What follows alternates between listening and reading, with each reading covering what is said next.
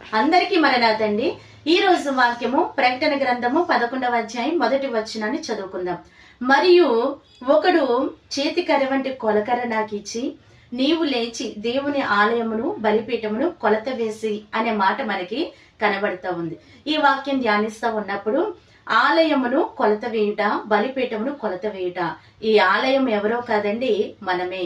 దేవుని ఆలయముగా ఉన్నటువంటి మనల్ని కూడా దేవుడు కొలత వేస్తా ఉన్నారు.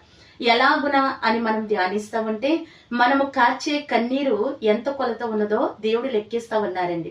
అదే వాక్యములో మనం చూస్తా ఉంటే కీర్తనలు 56:8 వచనంలో అంటా ఉన్నారు, నా కన్నీళ్లు నీ బుడ్డిలో ఉంచబడినవని దావీదు సెలవిస్తా ఉన్నారు. అనగా దేవుని సముఖములో ఉన్న బుడ్డిలో కన్నీరు నింపబడినట్లుగా అంత విస్తారమైన కన్నీరును దావీదు కార్చారు.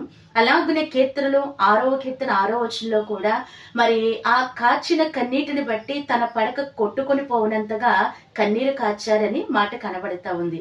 ఇలా మనం గమనిస్తూ ఉంటే ఈ నూతన సంవత్సరంలో మీరెంత కన్నీరు కార్చగలుగుతున్నారు, మీ యొక్క కొలత ఎంత అనేది దేవుడు చూస్తా ఉన్నారు. కనుక మనమును కూడా విస్తారమైన కన్నీటిని, ప్రభు పాదాలు తడిపేంత కన్నీటిని మరి ఆయన సన్నిధిలో కార్చి సంపూర్ణములవుటకు సాగిపోయే ధన్యత ప్రభు మనందరికీ దయచేయును గాక. ఆమేన్.